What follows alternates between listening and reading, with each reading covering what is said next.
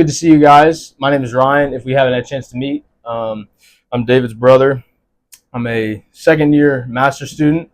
This is my fifth year in Lynchburg, and it's really cool to be here. This is cool that you guys do this. I lived on campus for 3 weeks, 3 weeks, and so I never had this community life. I lived at East too, and so community life over there is basically nothing. And so to see this, man, is really cool. And I know that Dave and Sam take their jobs very, very seriously in a good way, and they do a lot for y'all. And so I would encourage you guys to understand and appreciate how much good you guys have it here, because this is not normal what you guys have here at Liberty. So I'll share a little bit about myself, and then kind of share a little bit about some things that I feel like I wish that I knew when I was your age. Originally wanted to kind of touch on purity, but I think there's some other things that when I was 18, 19, 20, I don't know how old you guys are, but some things that I needed to know in my life that I didn't know at the time. And so practically, I'm from Washington, D.C. area, like 20 minutes outside of D.C. on the Maryland side. Played baseball my whole life. And so I thought baseball was going to be like my career, my livelihood, how I brought food home for my family, all that kind of stuff. And I was a Christian and believed in God, said Jesus was somebody and died on a cross, but I really never understood what it meant to like follow him and all that kind of stuff. And so growing up playing baseball, I quickly started rising up, the ranks and all this kind of stuff. And I actually committed to the University of Maryland my sophomore year of high school. And so this was a really cool thing for me and my family. My dad went to Maryland, basically in-state tuition, so basically full ride. And for us, it was like, this is everything we've ever asked for in a journey and a destination and a dream. It's like you're going to the alma mater of your dad. It's full ride. You can play baseball and live at home. It was kind of like perfect for us. And so I committed there and still like didn't really know exactly what I'd do. Again, was a Christian, was not following Jesus. And eventually got to a point where I decommitted from Maryland, and something was just not right in my heart. Like we went to this unofficial visit one weekend. I was with the other guys, and something just didn't sit right. I didn't know what that was, didn't know why it didn't sit right. Looking back on it, can obviously say it was the Lord and the Holy Spirit, but at the time I was just like, I have this feeling that I shouldn't go to Maryland. And so went up to my parents and I was like, hey, I'm sorry, but Maryland's not the place for me. And they're obviously disappointed, because it's like, it's close to home and right down the street. But eventually they agreed to it, so I decommit. And so now I'm trying to figure out where I want to go to school. And I remember I like reopened my recruitment process. And I remember, I'll tell you guys this because you guys are boys. I remember I was using the bathroom and I got a call from Liberty University's baseball team. Let's go number 2. And I get a call from Liberty University's coach. And I remember answering like, hey, man, trying not to get the echoes and all that stuff. And I was like, not really interested at the time because I had never heard of Liberty. Liberty was not top 25. That's all I cared about was how good they were. And so I'm kind of like, answering the phone call, kind of goofing off like, hey, kind of hot shot. Like, I'll listen to you, but I'm not really interested. And they're like, can we get you down here for a camp, on the field and all that stuff? And so we agree. We get down here. This is 2020, the January of 2020, so right before COVID. And we get down here, we do the camp, and everything's great. And I just walk away thinking, like, Liberty is an incredible place. Campus is beautiful. The staff was really good here. The athletic stuff is, like, out of this mind, really nice. And I just remember thinking, they're just not good enough for me. Like, Liberty's not good enough for my baseball dreams and aspirations, and so I'm not really interested. And so we leave Liberty and then go to talk with some other colleges. And long story short, after a couple of weeks of talking to numerous colleges and coaches, the last school with financial aid money left was Liberty at the time, because I was a junior, about to be a senior, and people like to recruit early now with NIL and all that kind of stuff. And so at this point, they were like, hey, you can come, but it's going to be like a recruited walk-on position. You could maybe earn money the latter years here, kind of that kind of thing. And so for us, it was like, well, financially, there's a clear sign that says maybe you're supposed to go to Liberty. And guys, honestly, in that moment, like when that decision was made, I was very disappointed.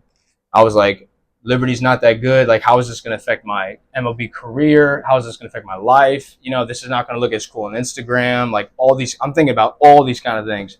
And eventually just kind of settled for this reality of, you know what, God, I'll deal with it. Like, you didn't really give me exactly what I wanted of like the really good school and the best place to go. but I'll deal with it. Don't worry. I'll go there and play really well and get drafted. Like, I won't even remember my time at Liberty. Okay, it'll all be okay. And so do that commitment, and then the season rolls around that year, and then all of a sudden 2020 COVID-19 hits, right? And so the school year shuts down, baseball shuts down, and instead of now trying to put myself out there for draft out of high school, now I mean everything is done, and I'm stuck in my room, every day for school. I don't know what grade were you guys when COVID-19 hit? Freshman high school. Freshman high school, cool. Freshman juniors, yeah. So y'all remember? Yeah. Who was seventh grade? Wow, man.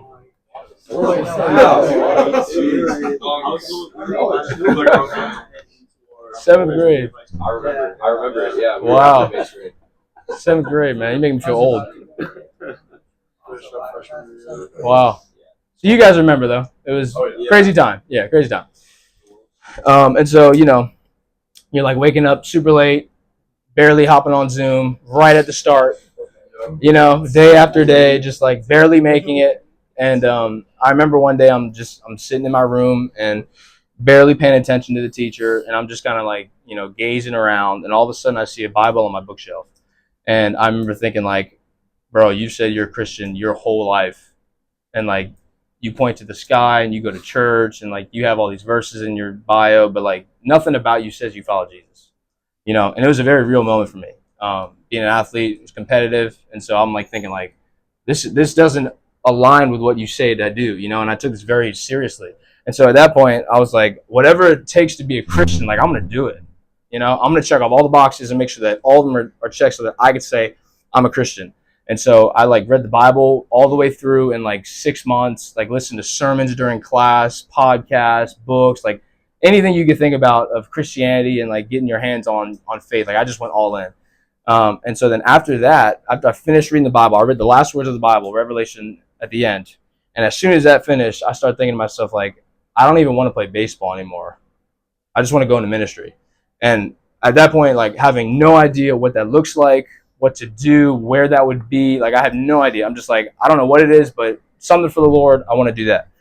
And so I go back up to my parents. I'm like, hey, I know I'm doing this for the second time now or third time now, but like I need to go to a new school again because I want to go into ministry and like I don't want to play baseball, all these kind of things.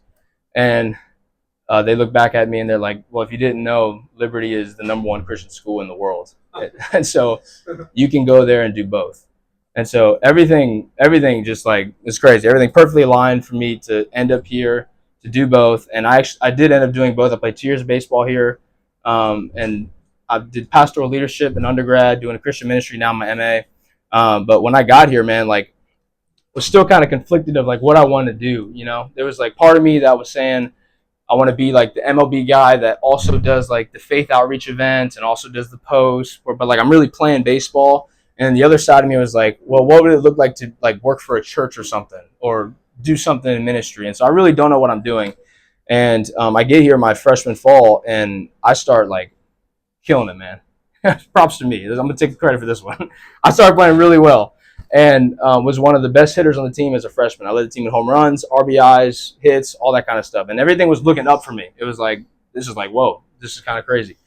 And I remember we got to Virginia Tech for a scrimmage in the fall. And I remember I was pitch hitting, so I was coming off the bench to hit in like the 8th inning or something. And I'm hitting, I think y'all were there for that. I was doing my driver's ed test on my phone. Yeah. So we're at Virginia Tech, and I'm hitting, and this guy throws a curveball, and the curveball does not curve. So it just goes straight. And so I'm like expecting it to curve, and it doesn't curve. So I'll just stay there. And the ball ends up hitting me right in this area of my tricep. And so, did anybody play baseball in here? 1? Okay. That's it? 2? Kind of? That's fine. Yeah. Okay, cool. So, like generally speaking, if you get hit with a ball, it's like, man up, bro. Like it's not that big of a deal. And so that's what I'm thinking. I'm like, first college game, everyone's watching, like I'm going to play it cool. And so I like jogging down to first base, hobbling down there. And I get to first base and all of a sudden, like I can't move my arm. Like it's just dead stuck. And I'm like running the bases like with one hand, trying to like not move it. And I get into the dugout, and by the time I get into the dugout, my tricep was the size of a softball. And I couldn't move it for the next 2-3 weeks. And so we get back to campus that night, get checked out by the trainer and all that kind of stuff. And basically, I had a hematoma in my tricep, and I couldn't move it, couldn't bend it. I was up all night for weeks on end, and my baseball shut down altogether for me. And so that took me into the spring of that next year. So my freshman, like real season, like real baseball. I just made it back, trying to make a big impact. I'm like, okay, this is where it's really going to happen. And by the end of the season, and by the end of the next season, I finished my college career with 0 hits. Okay? Like nothing to show for it. I didn't play a single inning of defense. I had like 17, 18 at bats, no hits, more strikeouts than hits for me. Like just complete failure on all cylinders. And for me, this is coming from the guy in high school, supposedly, the one that's like big expectations and like you're going to be really good and all these things coming up to me. And I get here to college and like everything basically gets taken away from me. And in that moment, I really had to figure out like my identity of who I was, because a lot of what I thought to be true about me was like what I did. And that could be sports for me, but for y'all, man, it could be like your major. Like people ask you like, hey, my name is John the Fiddle and I do business, and it's like that's who I am. I'm a business guy. And I had to quickly learn that identity at the end of the day has nothing to do with you, what you do, what you bring to the table, right? It's all through the lens of Christ and the cross. And that frees up everything else you do for the rest of your life. And so I had to learn that lesson very early. Stopped playing baseball after 2 years, finished my undergrad the next year, and then I'm now in grad school for my second year. But ever since then, man, really have kind of jumped into like full-time ministry as being a student, and it's been really, really fun. I'd also, really quickly, I want to share with you guys the spiritual side of my story because there's a lot more to it than what I just shared with you. So I mentioned that in high school, I had that moment of like, I'm going to just start being a Christian, start reading, watching, all that kind of stuff. And so being an athlete, again, my ingrained mind is like, to be a Christian, you have to do blank, right? X equals Y equals Z, cause and effect. If you do this, then you could say you follow Jesus. And so I took that as long as I read my Bible, as long as I show up to church, as long as I fill out this Christian worksheet for my class, I'm a Christian now. Like I'm a Christian. And my thought was, I'm going to become the best Christian to push it even further, And so I'm like, what can I do to do all these things? And so like I have all these verses memorized. I got all these things right. Like my wall is just like written with scripture, all this cool stuff, like typical Christian kid. That was me. And so I get to college here, and the other athletes here at Liberty are not here for the Liberty side. They're here for athletics. And so I'm faced with this decision now of like, what are you going to do? Like I'm surrounded by guys. First weekend there, I remember we're all like in a circle. It's like for Thursday at like 8 p.m. And one guy looks over, he goes, all right, what's next? Like, what's next tonight? Where are we going to go? Who has the address? Who's picking up the drinks? And it's just like one plan after another. And so now I'm faced with the reality of like, I got to make a decision right now. Like, do I stick to what I think I know to be true based on my morals, right? Being a good kid. Or do I blend in with the crowd, make friends? This is first week. It'll be fine. And so I chose the latter. And so I got here and just jumped into this reckless life of whatever you think is possible of doing on the deep edge of sin. Like that was me. Okay, did it all for weeks on end. And I don't blame people. I don't take any responsibility about my own of like just kind of jumped into the deep end of that. And I remember a couple of weeks go by and, school starts, baseball's going on, and we're still kind of just, living haphazardly. And eventually I get to this point where I'm like, what happened to you, bro? Because like if you go home right now, your wall is like typical Christian. But if people look at your life, they would say he's not even close to that. And so how did this happen? Like, how did you get here? And I'm faced with this reality of like, I don't even know what it means to follow Jesus. Like, I think that Jesus died on the cross. I'm pretty sure he died on the cross. Like, pretty sure I should go to church on Sundays, but like, I don't know what it means to follow Jesus. And so I start all the way from the beginning and like crack open the Bible again from page 1. In the beginning, God created. And I just like went through the whole thing again, and I'm reading. I'm trying to figure out like, what am I supposed to do? Like, what do I bring to the table, if anything? What is God requiring of me? And eventually, you walk through the story of Israel getting pulled out of bondage and into the promised land. Eventually, I get to Hosea 6:6. And Hosea 6:6 says, I do not desire your sacrifices. I desire your steadfast love, right? I don't desire your burnt offerings. I want your heart. And so in that moment, like the blinders got pulled off for me of like, I wonder if God is not interested as much as your performance, as much as he's interested in you pursuing, right? Like maybe God's not up in heaven grading your life, trying to see if you fit the morality scale as much as he wants you to know that you are living every single day just running after him. And so, and like that made no sense in my mind at that time, especially at that age, because I'm thinking like, I'm sure you guys played sports in high school, right? It's like you put in the work, you get the result. That's how it works. And I'm looking at my life and I'm thinking like I put in the work. Like I read the book, listened to the sermons, didn't get the result that I wanted. So I'm like, how does this work? How does this happen? And eventually, you keep reading through John 15, abide in me, and I in you, the branch idea, and I had to surrender everything that I knew to be true about my goodness and my morality, and finally got to this place of like, God is way more interested in my heart than he is my behavior, my religious activity, my rituals, my showing up to this on a Monday night. Like some of you guys may think like showing up to this is increasing your depth chart, in God's playbook. And like at the end of the day, man, when the cross was finished, Jesus says, finished, the cross spoke, like that in and of itself solidified your spot if you put your faith in that. And nothing else changes that. And so I had to learn that very quickly. And so I looked at, my life and what I was doing with my friends, and eventually was like, look, I'm just going to run after Jesus. I'm just pursuing him as hard as I can. I'm pursuing him so hard, I don't have time to sin anymore. I think that's a big problem in this stage of life for you guys, is like you have all the time in the world and you fall into sins, like, because you're not doing anything else. You want to get so busy that you don't have time to sin anymore. Right? Like you fill your life up with other things that invoke purpose and calling and living a life sold out for the gospel.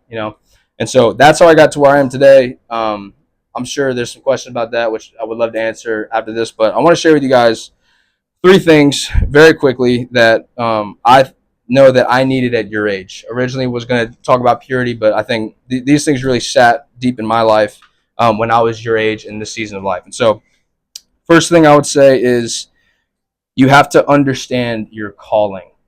Okay, understand your calling. And the C word is thrown around a lot. I realize that.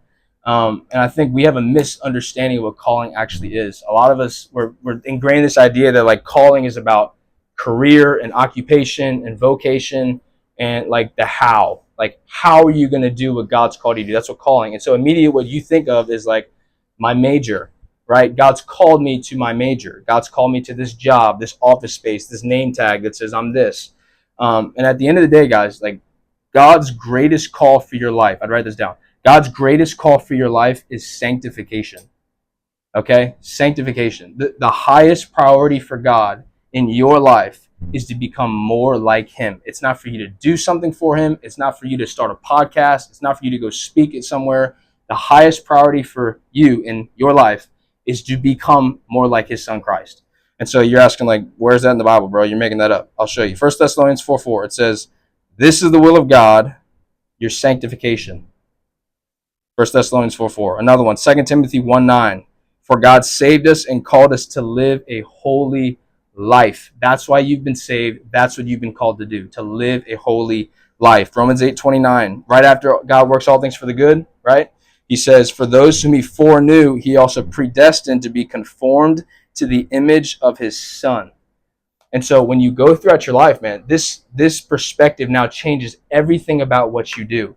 Okay? Because it's beyond the practical and the how. Like, it's all about the why. The why you exist is now God's top priority of like, I'm not worried about anything else except for my character.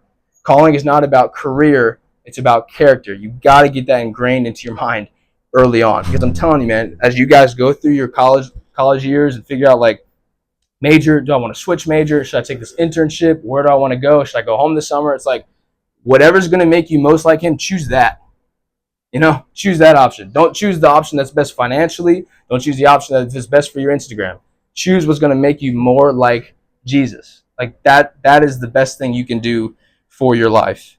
The time that you have now, guys, the priority is to become the kind of person, not become the perfect person, and not to become like Jesus, where you're perfect, but to walk with Jesus to get to a point where you prioritize character formation in all things. And let me tell you, to encourage you, like this helps on all aspects of your life. Okay, aside from just like personal growth and devotion and becoming somebody, this helps a lot when you fail a test or when your aunt gets cancer, right? Because it's like, I'm faced with adversity now, and I don't know what I'm going to do. Where's God in the midst of my struggle? And He's like, I'm using this to form you.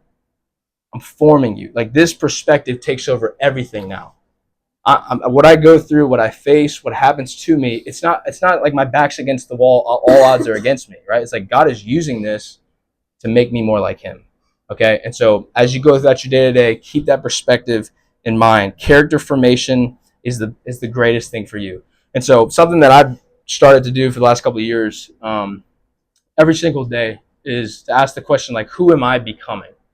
Who am I becoming?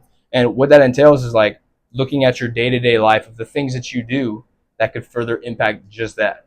You know, should I go to this? Should I like that's those are the questions we ask. It's like, oh my gosh, should I go to this thing on Friday night with these people who do this? And I'm not really sure if I want to be that or do this. How is that going to impact who you're becoming? This question changes everything about you and your life. Second thing I would say is this season of life, you need to pursue purity. Okay, pursue purity, and this is like a big one, guys, big one. Scriptures for you: Hebrews 12:14 says, "Without holiness, no one will see the Lord." That's a that's a pretty crazy statement. Without holiness, no one will see the Lord. God takes holiness very, very seriously. John 14:23. Jesus answered and said to them, "If a man loves me, he will keep my words, and my Father will love him, and we will come and make our abode with him." Some translations say we will make a home in them. Here's what you guys need to know, man. Salvation. If you got anything from Liberty so far, salvation is strictly by grace through faith. You are justified by nothing else but the blood of Jesus. Right? We could all agree on that. Intimacy with Him only comes through obedience. Okay, think about that. Salvation is free by grace. Intimacy will only come through obedience. And so as you live your life, like you want to be very diligent about what you're intaking, what you're giving away, the words you speak, right? The things you look at, what you do, what you choose to say and be at. Like I think when I was your age, like all the questions like, is this right or is this wrong? And if it was wrong, it's like, I'm not going to do it because it's wrong. And I'm supposed to be the morally good kid, right? And like, you have to ask yourself a totally different question. It's like, how is this impacting who I become and making me more like Him? Like this perspective entails all of these kind of things. And so holiness is something that you have to prioritize. It's funny. I think, especially you guys have seen the rise in college generation and revival across the country has been incredible. But I think something that we do is we think that when I follow Jesus, I'm gonna say I'm a Christian. That just means that now in my life, like I'm gonna just give Him glory. And so I'm a Christian now. When something good happens, I'm gonna give Him glory, all that kind of stuff. But like Jesus' pitch to you when He says follow me is like, come and die. That's what He's offering you. It's like, you want to come follow me, you got to take up your cross and die to yourself. And I think we don't understand that and we don't believe that because we don't prioritize holiness. God is always in the business of making you more like Him. And at the end of the day, guys, fence riding will only last so long. You can sit on a fence for so long and eventually like you're gonna pick one. Um, I'll tell you guys this story. I've actually never told this story to anybody ever, but I'll tell you guys this story. I remember my freshman year, um, in the height of like just living recklessly. You know, just imagine I'm in the middle of everything, and I'm with this girl, and I had just done something I shouldn't have done. Okay, paint the picture for you guys. And I remember I'm sitting there, and I'm like, I wonder what I'm supposed to do with this whole God thing. Like you you just posted the Instagram like 2 minutes ago, like your favorite verse. Then you just did this. Like at some point, bro, you gotta choose. And I'm thinking like, what am I gonna do? Am I gonna continue to feed this flesh, do what I want? Sacrifice everything that God wants me to be on the altar of one feeling, you know, one moment, one high. And I remember I had to make a decision of like 2 feet have to go in. One foot in the sand, 1 foot in the water, like you're gonna get dragged out. And the scary part is the current's so strong of this culture, you don't even know. Like you have 2 feet in one, that culture is just slowly, slowly dragging you out. You have no idea. And you wake up 2 seconds later, you're in the middle of the ocean. It's like, how did I get here? You know? And it's like you've made these small decisions over and over and over again to where eventually both feet get put out in the water and you're gone. Gone. And I don't want to get all serious and tell them here because I know I don't want to do that, but it's something to consider, guys.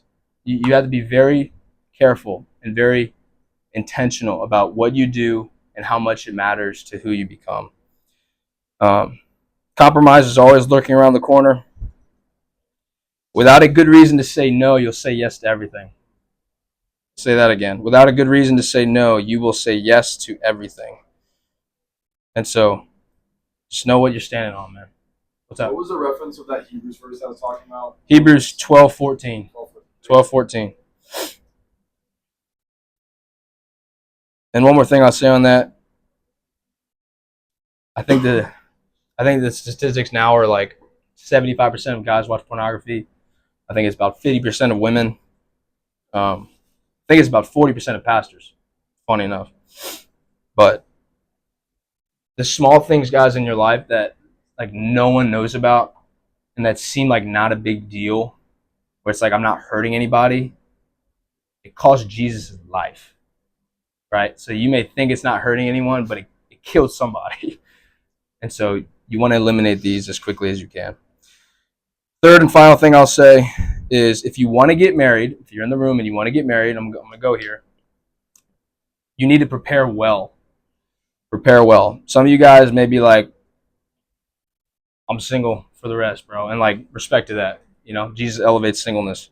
But if you are in here and you're like, I want to get married, I want to have a family, be a husband, be a dad, you got to prepare well. You got to prepare well. I think a lot of us, like, especially at y'all's age, and my age, when I was there and me now, it's like relationships are all about what you can do for me, and especially as guys, no one's going to disagree. It's like everyone knows who the hottest girl is on the other floor. You know what I'm saying? Like we all know because that's what we like. We look at looks and all that kind of stuff. But I'm telling you, man, like her beauty and her charm is going to mean nothing when you're 30 and you got 3 kids running around the house and you're trying to figure out how they're going to be discipled. That's not going to mean a thing. And so I think we have to understand that, like, as we're dating and choosing spouses, like that person is going to be everything as it pertains to who you become and who your family's going to be. I think another thing we do is we just start judging all these girls thinking that once they get their act together, like then we'll pitch in the phone number and we'll take her out. It's like, you guys need to get yourself together too, and I do. Like, we have a job ourselves to be conformed to the image of Christ and to get to this place of purity and honor and respect. It's called MOG, right? Men of God. It's like, you guys want women of God. It's like, who are you? Like, who are you when that approaches in your life? The husband version of you is the result of the disciplines of the single version of you.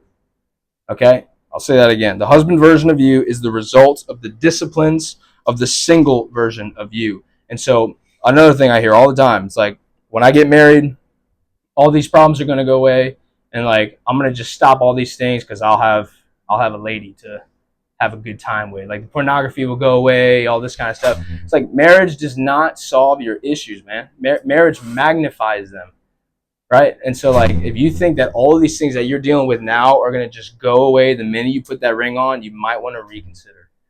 You want to take these things very, very seriously. The other thing I'll say, aside from just personal, as it pertains to then, like, okay, who should I marry? What kind of person do I want to marry? I'll say this: your calling will only go as far as your spouse. Okay? Your calling will only go as far as your spouse. I don't know what God has called each of you to do. I mean, some of you guys, who in here is like a religion or divinity major? Anybody? Business? Yeah, and you guys, business majors? What are your majors? Business, financial, finance. What is it? Accounting? Sports management? Yeah. And I'm sure you guys have like good intentions to do some really good things for the world, right? And like what I need you guys to know is that God has uniquely given each of you a set of skills that only you have to impact the kingdom, right? Whether that is in ministry or whether that's like at a PT room. Like God has given you something that only you can do. And so the last thing you want, guys, listen, the last thing that you want is to be running hard after Jesus, feeling everything he's called you in your life, and you look back at your back tire and you got a hole in it because you picked someone that was not meant for you. It's the last thing you want to do. Okay? You don't have any spare tires, you got a hole in yours, and now you're limping through life. And you get to the gates and it's like, man, I could have done so much more, but all I cared about was how she looked. And then I get married and all of a sudden I can't do what God's called me to do. Last thing you want. And so I'm not here to discourage you. I'm sure a lot of you guys who are dating got some really good girls, man. I don't doubt that at all.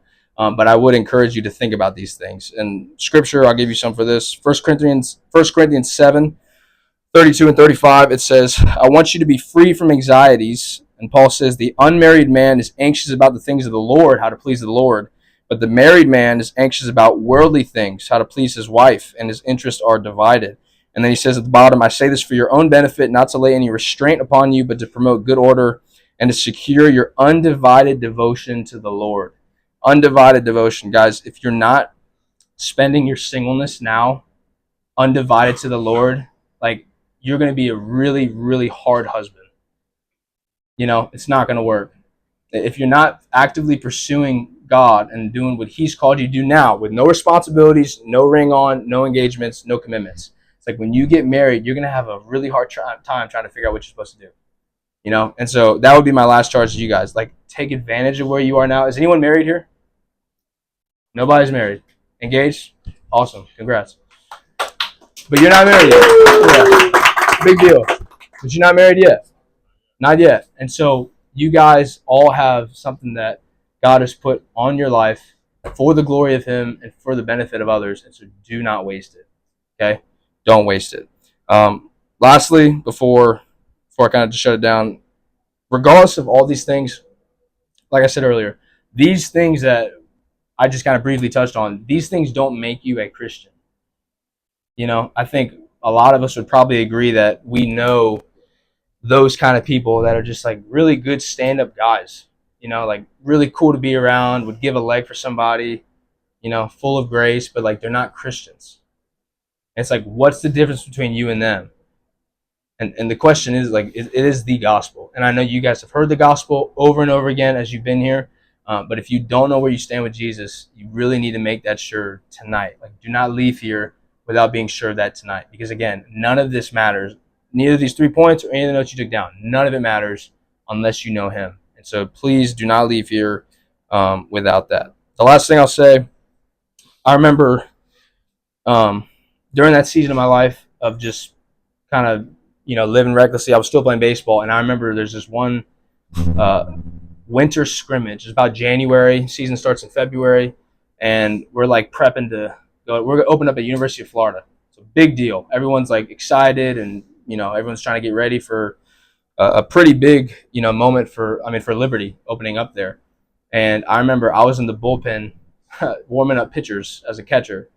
And I remember sitting there thinking like, man, I don't even know who I am. And because of what I do, I'm now thinking that who I am is completely disqualified.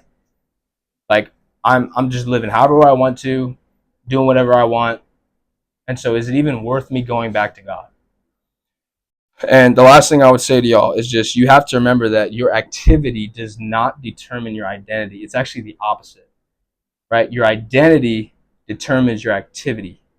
And so what that means is like what you do doesn't make who you are. It's like because of who Christ says you are, that actually then empowers you to do what you've been called to do. And so as you live your life, as you grow with him, and as you go throughout this year, man, like just remember, you're His, you're a child of God. You've been bought at a price, right? You're not your own.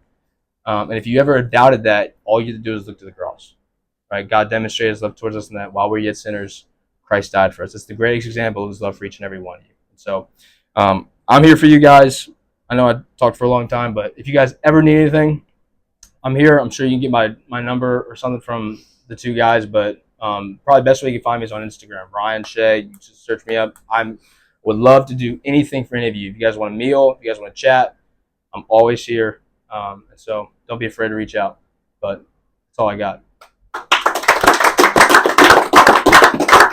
Are there any questions or anything you guys want to talk about while we're here?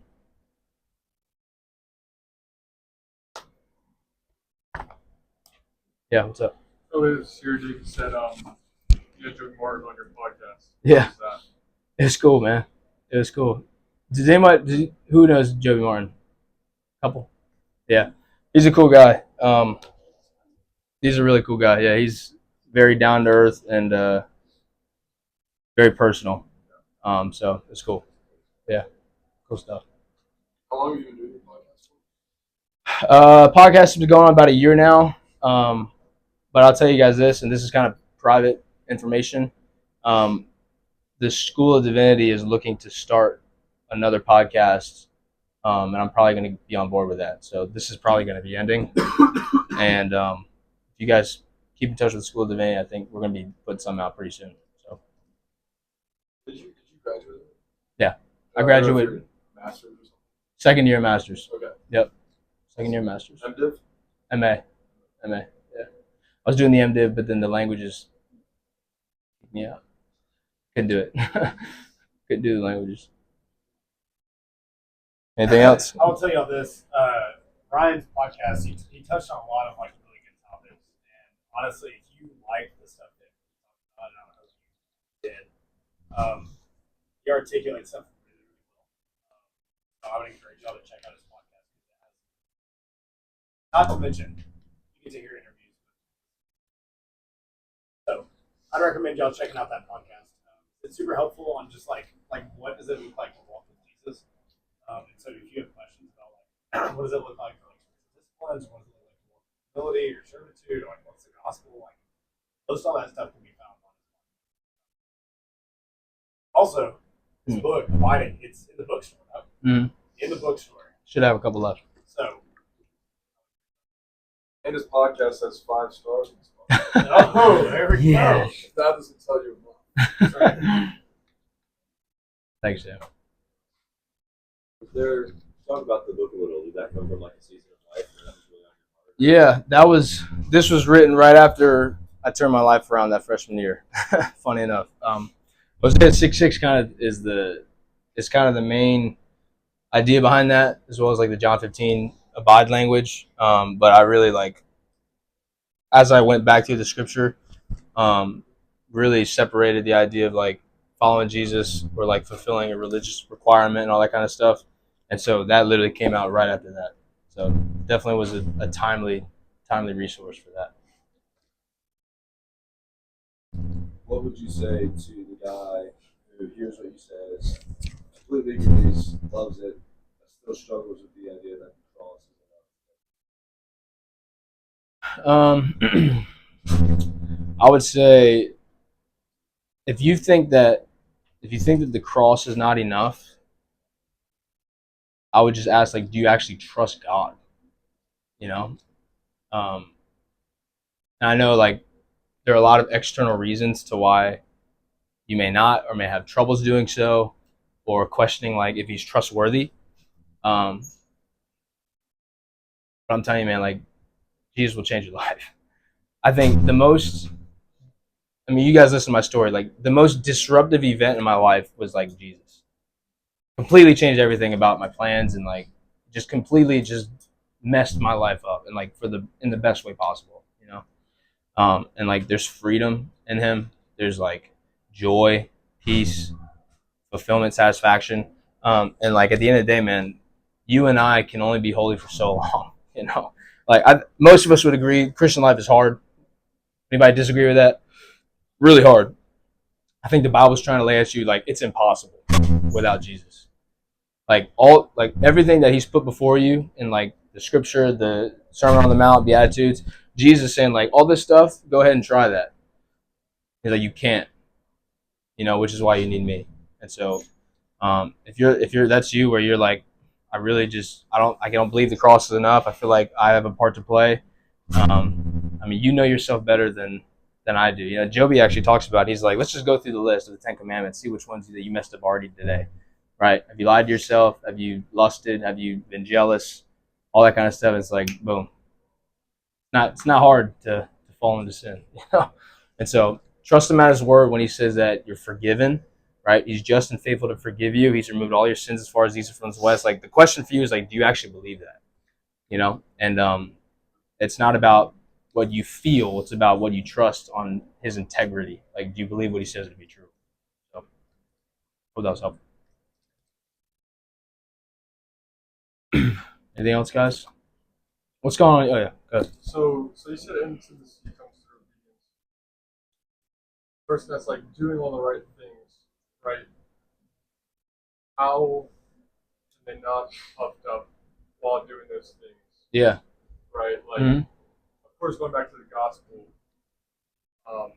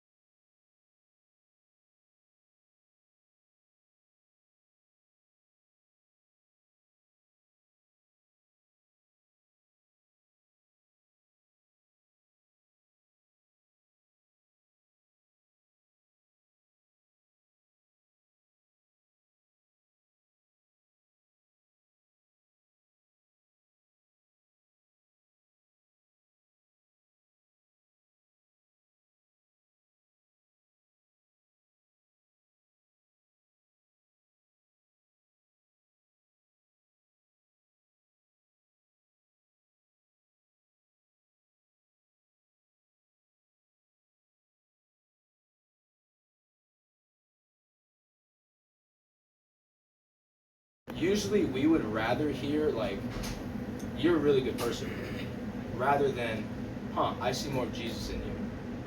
Like we like to take credit for that. And so the challenge when we do these spiritual disciplines is like, I did my Bible reading, I did this, I did that. But like the right response is like pointing vertically upward.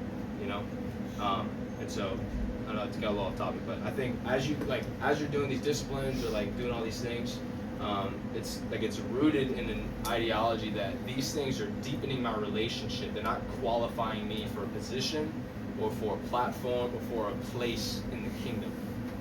Those things don't change that at all. They just change how much I'm walking with the Spirit and all that kind of stuff. So, I don't know if that answers your question. That's a good start.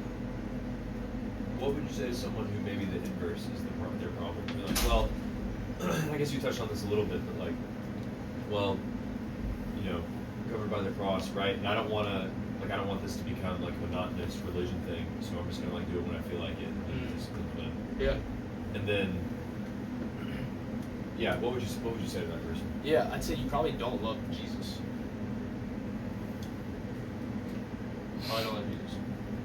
And what I mean by that is like, if you think that what you do is like supposed to happen because you're a Christian is going to earn your love, like that's a totally different perspective than like, I'm going to wake up and like talk to my friend. You know, like imagine if you guys were with your roommate all year and didn't talk to him once. Like that'd be crazy. Some of y'all may do that. I don't know. But imagine if you did that, like the response of your roommate would be like, he doesn't actually like me. You know? And you would know, listen guys, you would know if your roommate was like, hey, just because he had to. You know, like we know when people force conversations and say things just because, and like I think that's what God is up in heaven. He's like I know, I know the reason why you do things, and I know what you actually do, and I think you have to ask yourself the question like, do I actually love Jesus? Like, do I love spending time with Jesus? Do I love him for what he did on the cross, not for what he can do, but for who he is, like his character? And if that becomes like your lens of like Jesus is good because of what he's already done, like the natural response is I want to spend time with him. You know, I want to spend time with him. If you don't, again, I'm not throwing shade. I'm just saying, man, I actually love him. That's okay. That's totally fine. I think you would need to ask yourself, when I look at the gospel and I would look at the work of the cross, is that good for me? Like, is that enough? Not the miracle, not the blessing, not the prosperity. Like, is that good? And I think if that becomes your focus, then like you will start to grow a heart of like, I want to, that's hard, so like I should, you know. And I'll say this too real quick.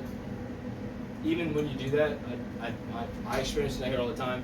That doesn't mean every day when you wake up and you got 6 hours of sleep and you got classes like, oh, like I really want to read my Bible right now, you know, because like that's not always going to happen, you know. But I think your decision and devotion and discipline, those start to accumulate over time to where you then create space to say like, I'm sacrificing what I want for what I really want in him, you know.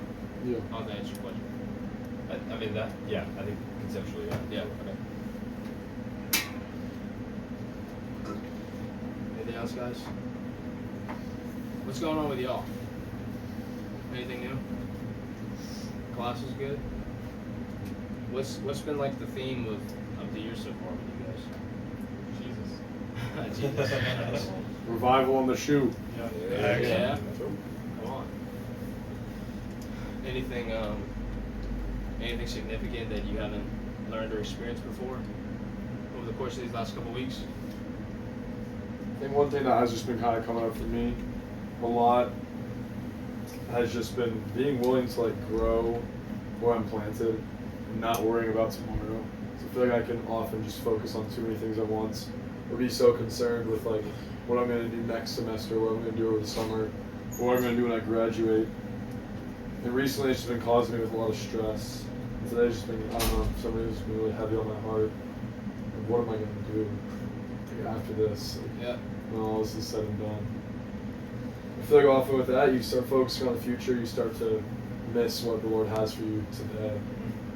And so I think that's just been something that's kind of been popping up a little bit here and there throughout the year. And so just being willing to accept the fact that I'm not going to have the next 5 years of my life completely figured out right now, that's okay. But just to focus on now and steward what God has given me. Yeah. I've just been learning that I've just been finding myself that I've not been getting angry at things as much as I used to. A lot of situations have arose where I could easily get mad. I could